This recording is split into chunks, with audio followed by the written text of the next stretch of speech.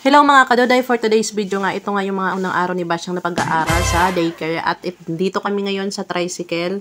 Ito yung mga unang araw niya ng pagpasok na kung saan pinalaro muna sila ng teacher niya kasi kailangan pa ng assessment na kung anong dapat gawin sa mga bata kasi hindi mo alam yung mga tantrums nila, yung mga pasensya nila ay kukunti lang, mabilis silang mairita.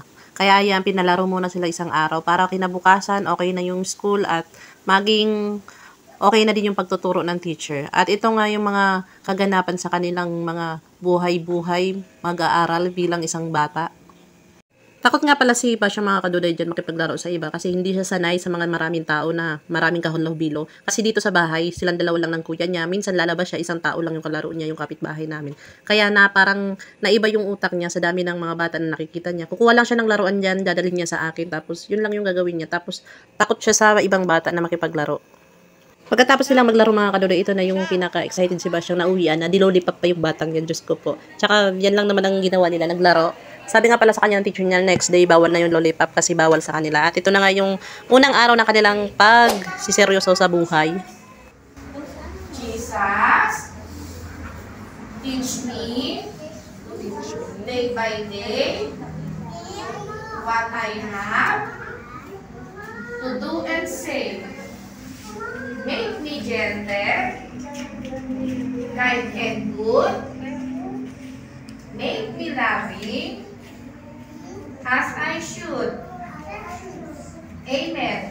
Amen. Okay. So, dito tayo harap. Dito naman. Ito yung unang araw na pasukan nila na andito lahat ng mami sa loob kasi hindi pa talaga sila mapag-iwanan kasi sumasama pa sila sa labas. Kaya kailangan talaga ng maraming pasensya ng teacher at saluda ako sa teacher na to kasi nakakayanan yan nga yung mga batang ganitong makukulit. Kasi kung isa lang nga talagang ubos na yung pasensya mo. So, gagawin kayo si T. Oh, ganyan. Okay? Ano yan? Simulan ang luwa.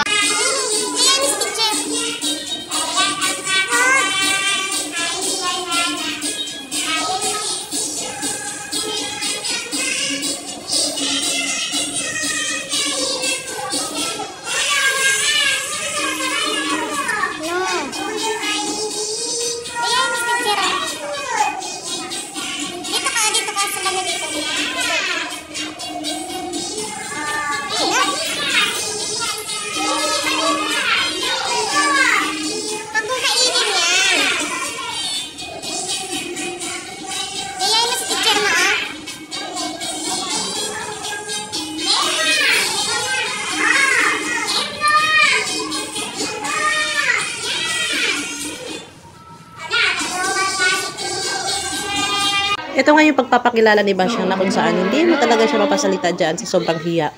Hello, how are you? Okay, sabihin natin. My name is, ano pangalan mo? Ayesha. Naku, nagugutulo talaga si Ayesha. Mamaya lang ko na, ha? Okay, sino pa yung pinapakilala? Ito na nga yung favorite ng lahat, yung kainan ng baon nila, yung recess. Ayan na yung Basyang ko, kumakain na nga ng kanyang biskwit. Yan lang yung pinabaon ko kasi hindi pwedeng marami kasi ikakalat niya yan at wala na siyang gagawin na iba kundi kumain na lang ng kumain.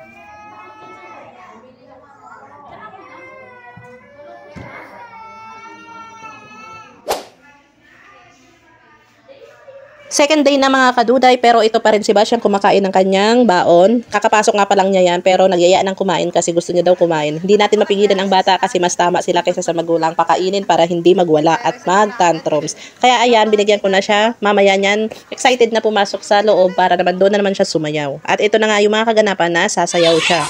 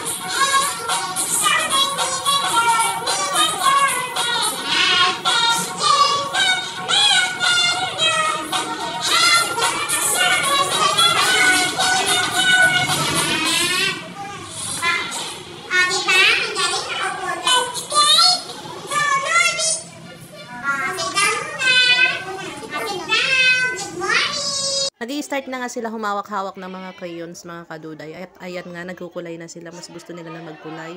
Pero kailangan talaga ng tiyagaan yan. Kasi nauuna yung kwento kaysa sa gawa niya. Kaya ayan yung mga kaganapan sa mga ginagawa niya ngayon.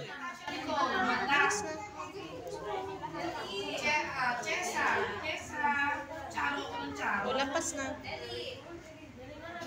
Ito na.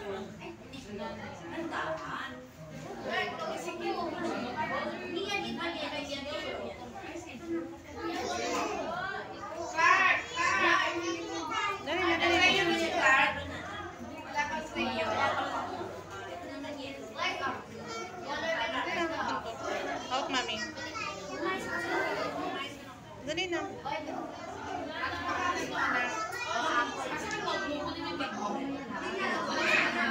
Anak ko din yung bag mo.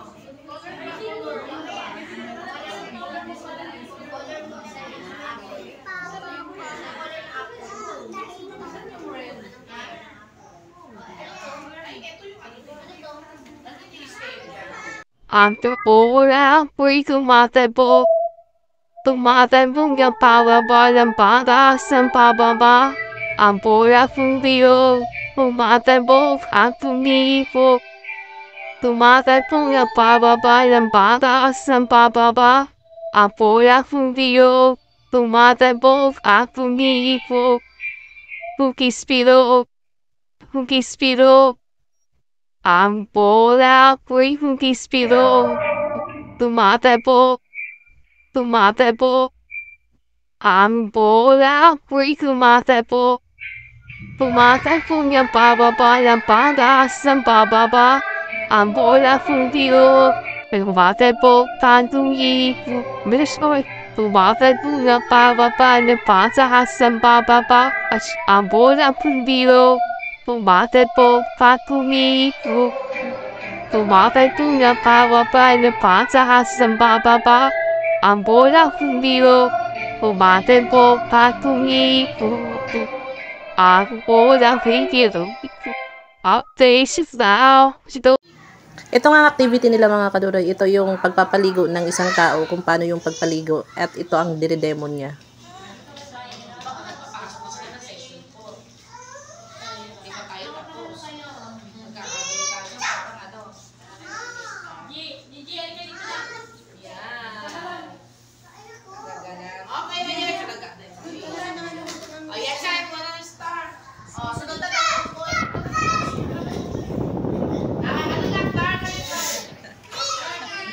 Start na nga ng kanilang feeding, mga kaduday, at ito nga yung unang araw ng pagkain nila. Puro yan gulay na lumpia.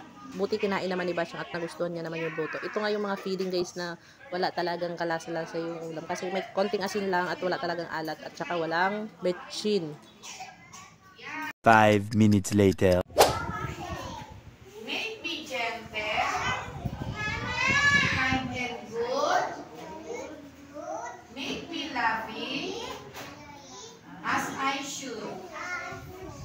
Amen. Okay, exercise. Dito nga, mga kaduday, nagiging okay na siya at natututo na siya sa kanyang mga ginagawa. Nag-ilang araw na din at ayan ang nagiging progress niya at marunong na siyang mag-trace. Kahit medyo nahihirapan siya, kinakaya niya. Dito, i-trace mo yan, ipipilo. Isang page pagkatapos punta sa akin. Okay na. Dito, itong sulat na to, igaganon mo. Hindi yan kukularan, igaganon mo. Galingan mo din.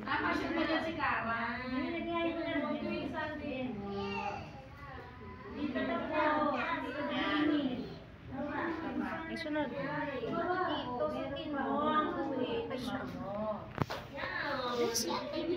O, dali na. Oo po, pwede. O, dali na.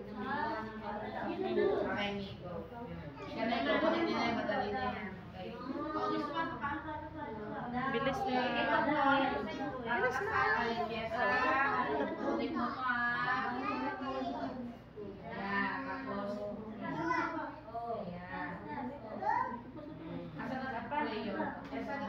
Ano, taas na.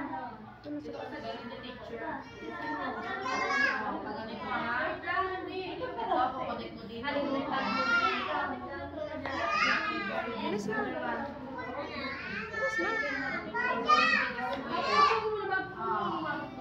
Connect mo muna siya.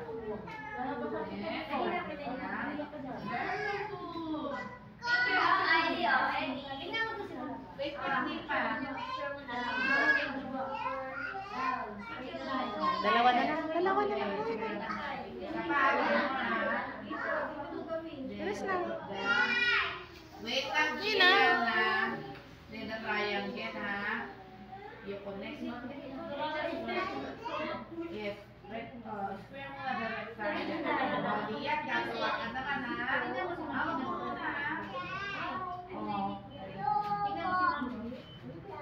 Connect mo siya, ha?